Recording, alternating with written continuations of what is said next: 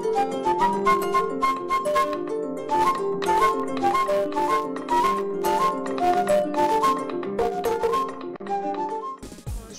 2018, les titres de ce journal, la première dame de la République, Adja Diéné Condé, lance officiellement les activités de Mercy Ship à Conakry. Ce bateau hôpital va permettre à des milliers de patients guinéens de se faire soigner de façon gratuite. Dans l'actualité également, les friands de la chair d'agouti n'ont plus qu'à se frotter les mains. C'est parti pour l'élevage de ce rongeur et ce pendant 5 bonnes années. Enfin, vous suivrez les échos des travaux du stade de Nongo grâce à un partenariat public-privé. Ce chantier va enfin connaître son épilogue. Le ministre des Sports et le président de la Fédération guinéenne de football étaient ce week-end sur le terrain.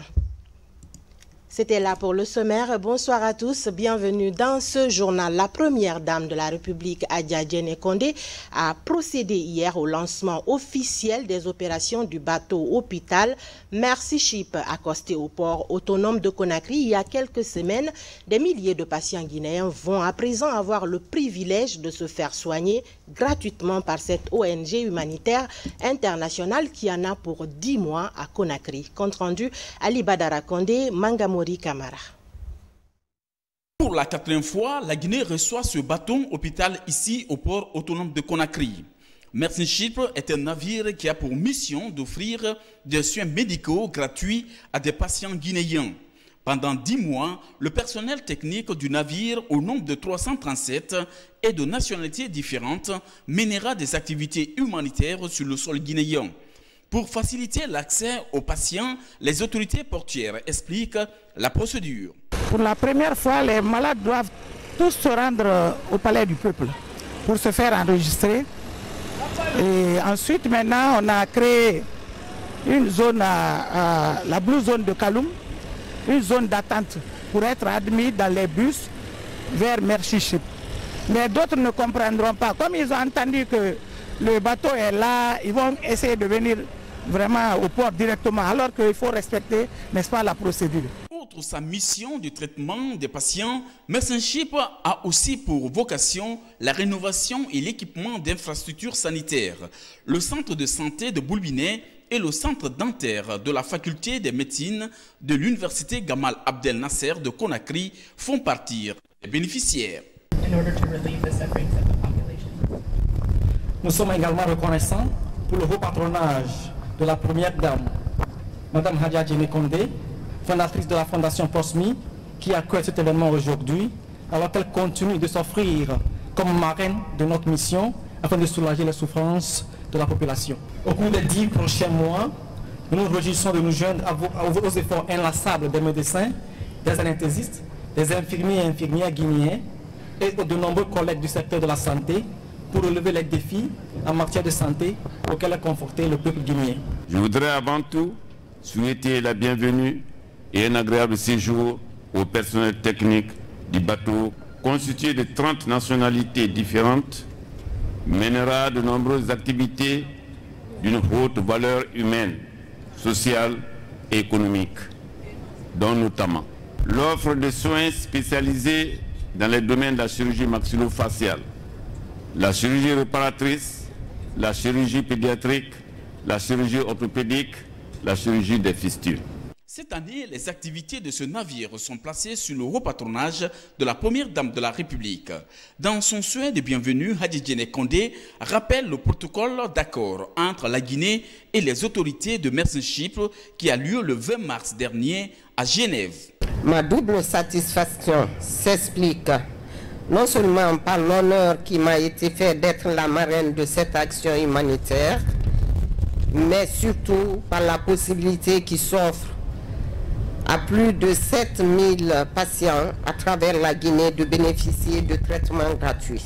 Je saisis l'occasion pour remercier le président de la République pour son implication personnelle pour la signature du protocole. Mesdames et messieurs, souvenez-vous, le 21 août 2012, nous avons accueilli ici même le bateau. Lors de son accostage, des milliers de nos compatriotes ont reçu gratuitement des soins. Plusieurs autres n'ont malheureusement pas pu joindre Conakry pour bénéficier des prestations de l'équipe médicale du navire. Aujourd'hui, le navire vient d'accoster à Conakry, cette fois dans un nouveau contexte.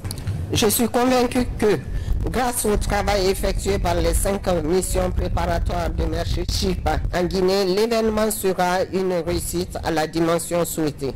Je souhaite également et surtout la bienvenue et un agréable séjour de travail à l'équipage de Merchip en Guinée. Dans les jours à venir, les médecins iront dans les 4 régions du pays pour sélectionner quelques Guinéens souffrant des pathologies que la mission peut prendre en charge. Pour marquer son passage dans ce navire, Hadja Kondé a signé dans le livre d'or de Merchip. Autonomisation des femmes, le projet Gohomer offre une chambre frigorifique et un centre de fumage de poissons aux femmes de Simbaya dans la commune urbaine de Dubreka, un appui qui vient s'ajouter aux nombreux autres soutiens du gouvernement pour fructifier les activités économiques des femmes dans ce domaine, tout en permettant aux populations d'avoir un facile accès aux produits de pêche de qualité. Reportage en Soumantoumani Kamara. Cette chambre frigorifique a la capacité de conserver en un tenant 15 tonnes de poissons frais. En plus de la desserte de la Guinée d'électricité, l'infrastructure a une autonomie électrique grâce à un groupe électrogène. En réalisant cette chambre frigorifique, le projet Gohomer ambitionne de contribuer à l'amélioration des conditions de santé des populations et de faciliter l'accès aux produits de pêche.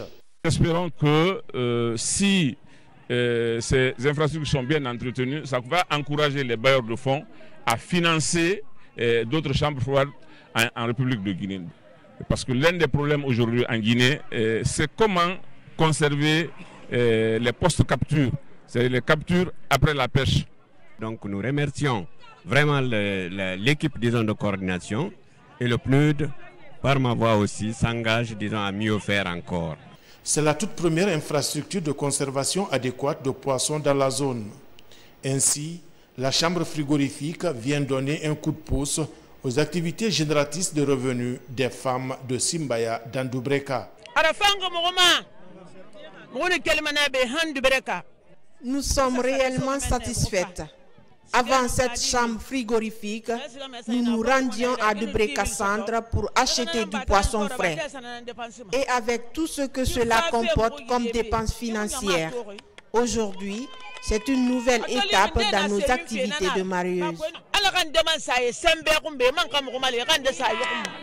Le projet Gohomer met également à la disposition de la communauté des pêcheurs de Dubreka un centre de fumage de poissons. Cette autre infrastructure de poste-pêche offre un espace approprié de travail pour les fumeuses de poissons. Je vous le disais dans les titres, c'est une bonne nouvelle pour les amateurs de la chair d'agouti. L'élevage de ce rongeur prend son envol dans notre pays. Un plan stratégique pour sa vulgarisation est aujourd'hui disponible et va couvrir une période de 5 ans. C'est l'œuvre du Centre de recherche et de vulgarisation de l'Holacodiculture de Tanene avec la collaboration du cabinet Tirade. Reportage Francis Collier. La recherche sur les agoutis intéresse le CREVAT, Centre de recherche et de vulgarisation de l'Holacodiculture de Tanene. Des études menées sur ce mammifère rongeur ont démontré que sa viande est bien appréciée par les populations. Pour sauvegarder cette espèce animale en voie de disparition à cause de la chasse et des feux de brousse, le CREVAT projette un plan stratégique de 5 ans. Ce plan inclut la recherche et la vulgarisation de l'élevage des agoutis, appelé l'Holacodiculture. À travers ce plan, nous voulons quitter dans l'ordinaire, j'appelle ici ordinaire, le tâtonnement. Ce n'est pas seulement le quotidien, mais sur 5 ans, qu'est-ce que nous projetons? Qu'est-ce que nous voulons faire? Comment nous voulons le faire? Avec quels moyens? Avec qui? Et quels sont les acteurs qui doivent être en jeu? Il faut définir tout ça pour que les partenaires vers lesquels nous partons sachent que nous sommes vraiment au sérieux, que nous avons des objectifs à atteindre. Le travail que nous faisons pour le CREVAT doit être d'avoir une tache d'huile pour permettre de booster nos capacités de mobilisation des ressources. Mais pour mobiliser les ressources, il faut être dans la voie des critères des partenaires techniques et financiers. L'élevage des agoutis est une activité qui fédère des groupements paysans.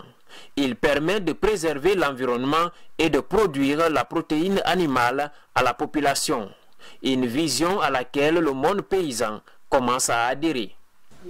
Je suis avec un secteur de 75 têtes, 26 mâles, 28 femelles, 6 jeunes holocaustes sévrés non distingués.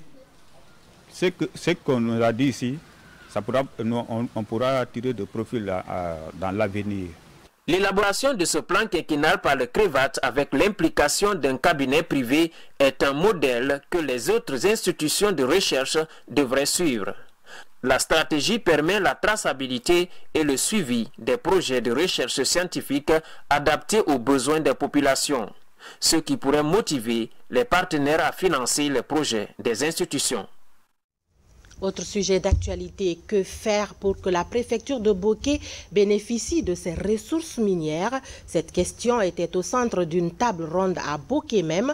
À propos, une stratégie régionale de développement et de planification est élaborée afin de poser toute la problématique socio-économique de la préfecture. À l'occasion, toutes les idées et expériences ont été mises à profit. Abdoulaye Ninguilande Diallo était de la partie, suivez son reportage. Boké est aujourd'hui un pôle minier d'importance internationale avec d'énormes réserves de bauxite. Plus d'une dizaine de sociétés minières opèrent dans la préfecture avec un montant d'investissement estimé à 2,5 milliards d'euros. Pour aider la zone à mieux tirer profit de ses ressources minières, le gouvernement et ses partenaires optent pour l'élaboration d'une stratégie régionale de développement et de planification pour la préfecture. Il nous a été demandé d'établir une stratégie dans le but de faire des planifications pour le développement de Boké. Faire comprendre à la communauté de Boké, faire comprendre à la population de Boké que le développement ne doit pas s'arrêter seulement avec l'appui du secteur minier. Le développement doit faire recours aux autres secteurs. C'est pourquoi il faut faire établir une stratégie qui met en exergue tous les secteurs de développement pour que Boké se développe. Cette approche consiste à explorer d'autres opportunités de développement socio-économique de base parallèles à l'activité minière. Il s'agit par exemple de la création d'autres activités économiques dans le domaine notamment de l'agriculture, de la pêche et de l'élevage. Cette table ronde est l'occasion pour nous de repenser le schéma de développement, de repenser les stratégies, de repenser sur même les modalités à percevoir les recettes pour pouvoir nous développer à Boké. Et le gouvernement, c'est la volonté du professeur Alpha Condé. C'est pourquoi il a rendu Boké comme étant une ville économique. Les préoccupations des parties prenantes sont prises en compte et les conclusions de cette table ronde sont partagées.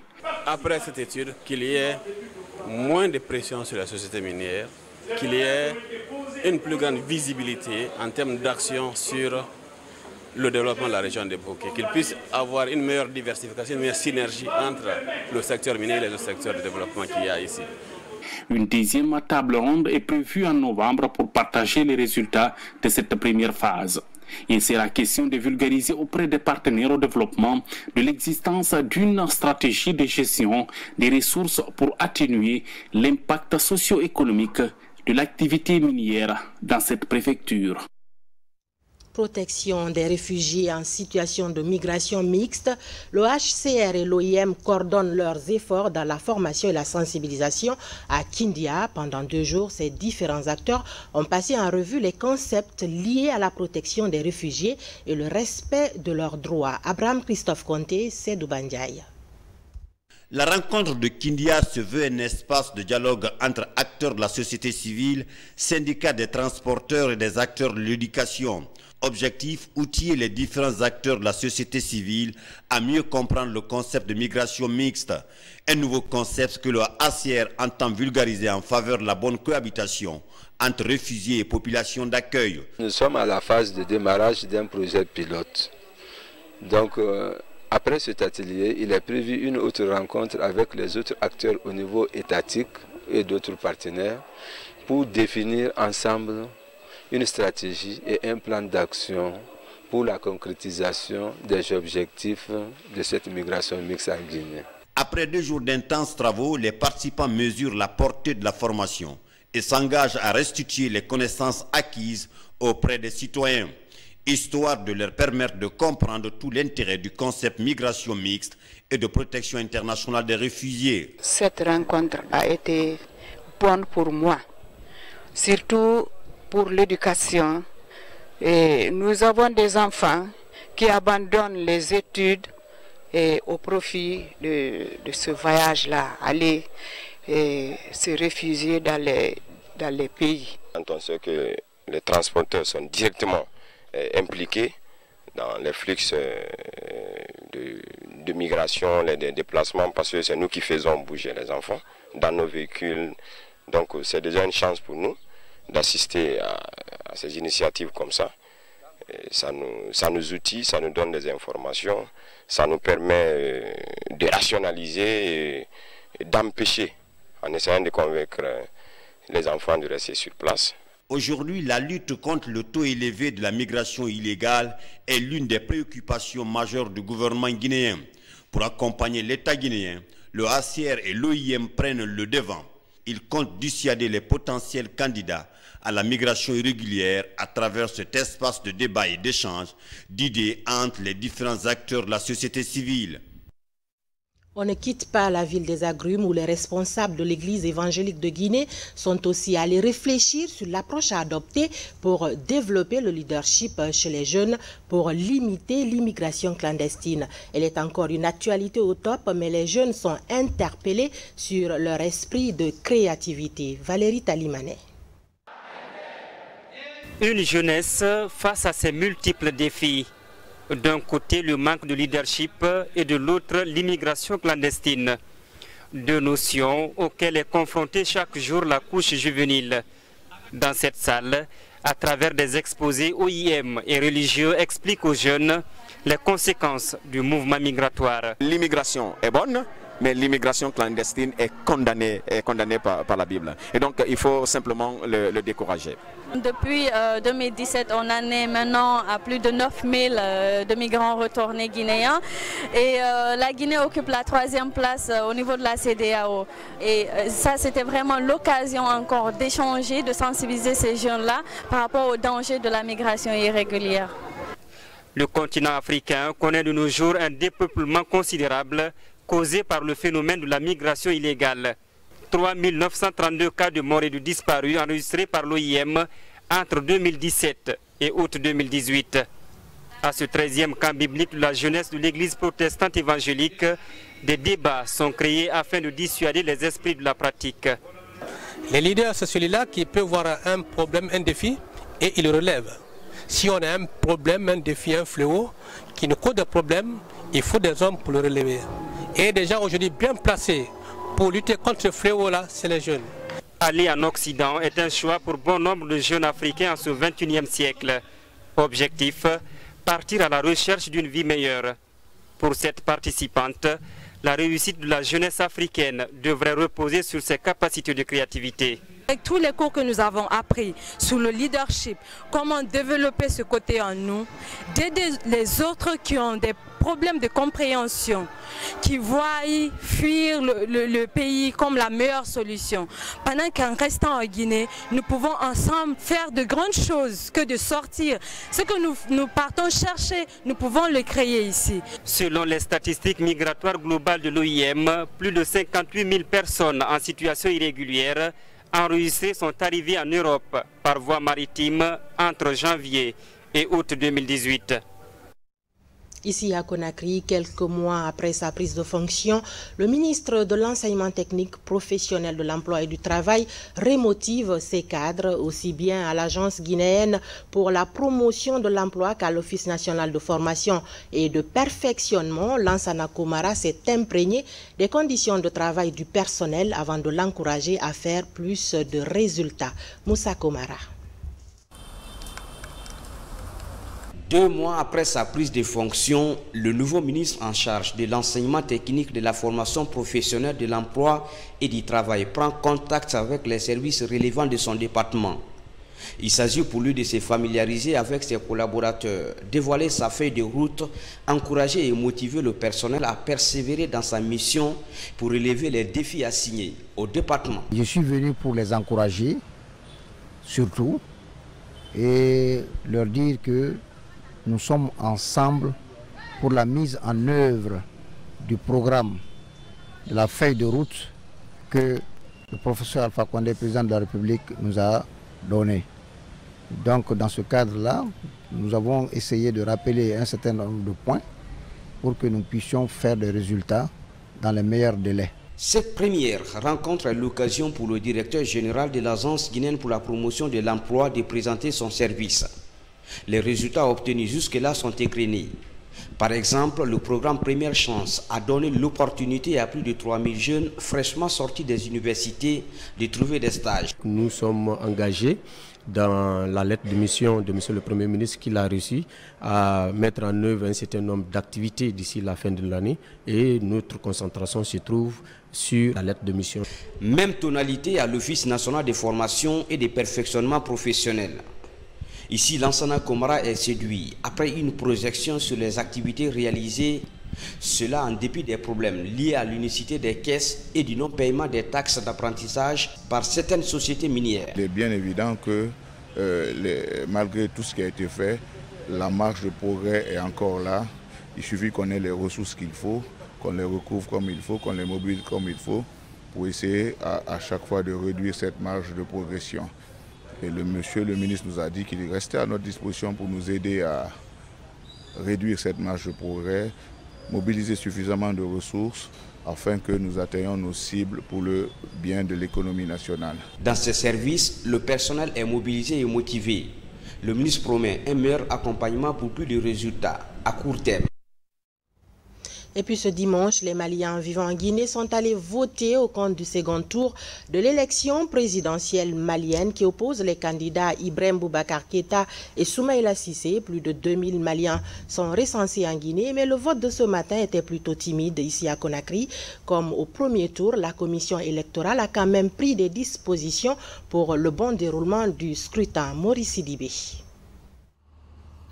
À la représentation diplomatique du Mali à Conakry, le second tour de l'élection présidentielle malienne se déroule dans la plus grande transparence selon les membres de la commission électorale.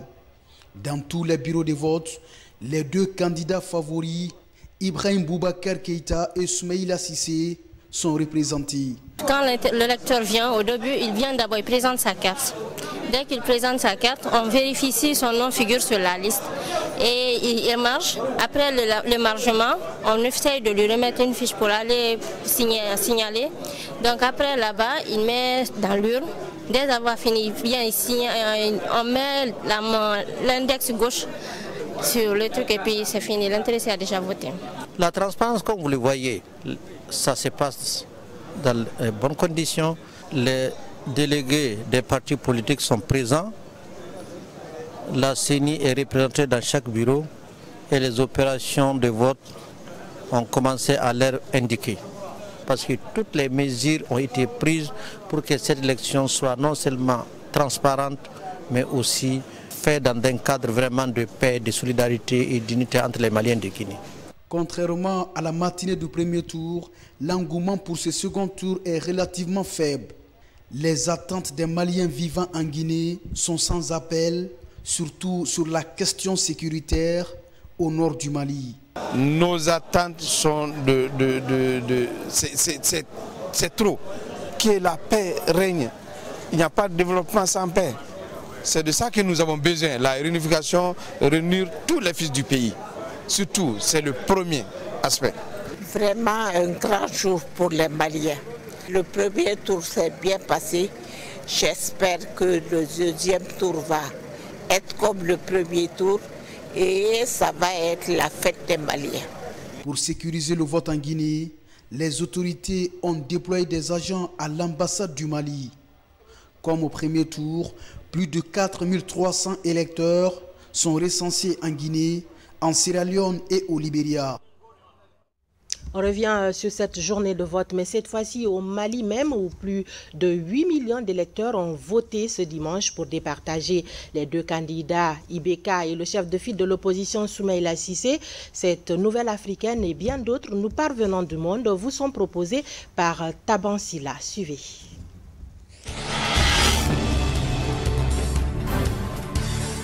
Plus de 8 millions de Maliens étaient appelés aux urnes ce dimanche pour départager Ibrahima Boubacar Keïta, président sortant, et Soumaïla Cissé, chef de file de l'opposition malienne, au compte du second tour de l'élection présidentielle. Un second tour placé sous haute sécurité mais qui ne déclenche pas les passions.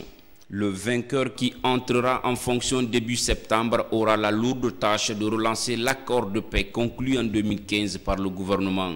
Lors du premier tour le 29 juillet, 871 bureaux, plus de 3%, étaient restés fermés en raison de violences, empêchant près de 250 000 Maliens de voter, surtout dans le centre et le nord.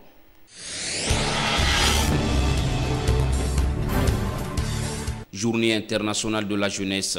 Espace sécurisé pour les jeunes, tel est le thème central de la 19e journée internationale de la jeunesse ce dimanche 12 août.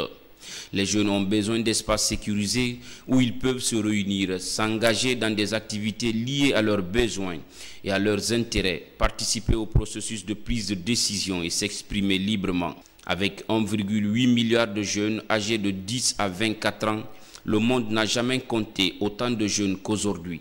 Mais 24 millions d'entre eux ne sont pas scolarisés.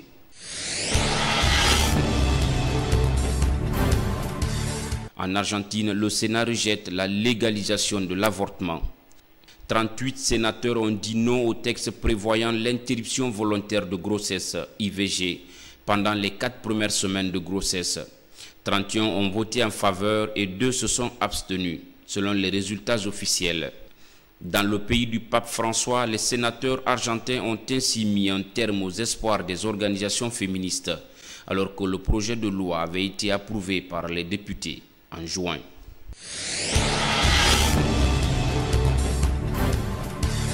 Un jury californien a considéré vendredi 10 août que le désherbant Roundup à base de glyphosate était à l'origine du cancer de Dwayne Johnson, un jardinier californien dont la vie ne tient qu'à un fil.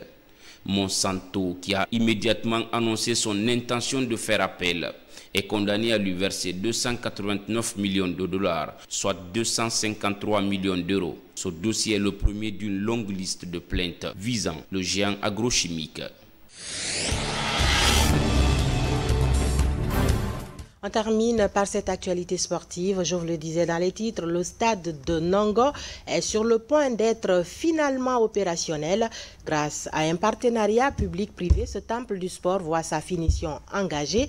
Le ministre des Sports était ce week-end sur le chantier. Sanoussi Bantamasso est parti s'imprégner de l'état d'avancement des travaux. Une visite guidée que pilotait Antonio Soare, le président de la Fédération guinéenne de football. Reportage Adama Mara Kaba.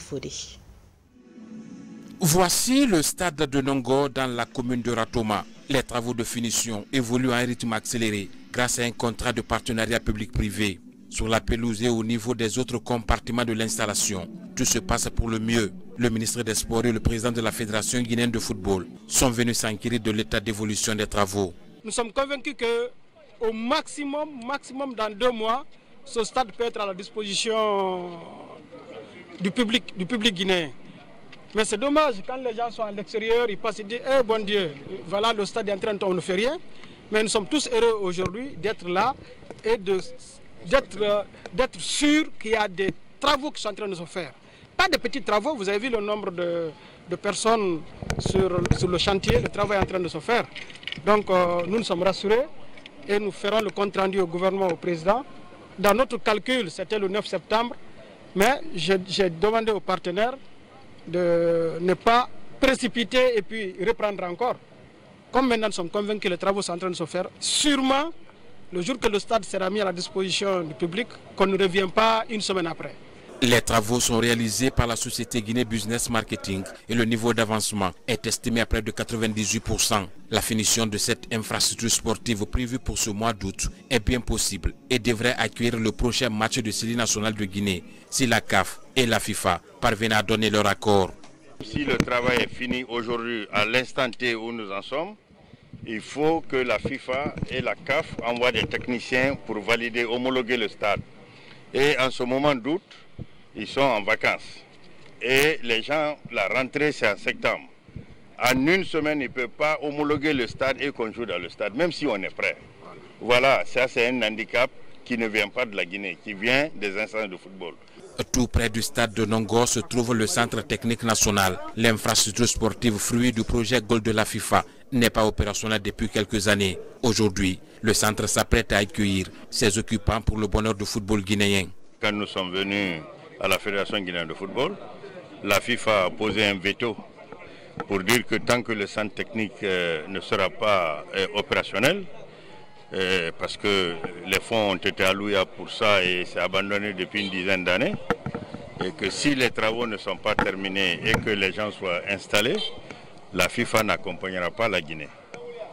Donc, on s'est attelé à cela, et heureusement pour nous, ce jour que vous voyez, tous les travaux sont terminés et les gens vont, dans une semaine, bientôt déménager ici, s'installer pour travailler, pas sous la direction technique nationale et leur directeur, le directeur technique national. Cette visite guidée du ministère et de la Fédération a été une occasion pour les autorités sportives du pays de mesurer la portée du partenariat public-privé. C'est cet élément sport qui met fin à ce journal. Merci de nous avoir préférés pour vous informer. Et n'oubliez pas que la RTG, c'est aussi le www.rtgcoloma.info, un site sur lequel vous pouvez nous suivre en direct ou en différé. Demain, vous serez avec Fana Souma. Quant à moi, je vous souhaite un très bon début de semaine et je vous dis à tantôt.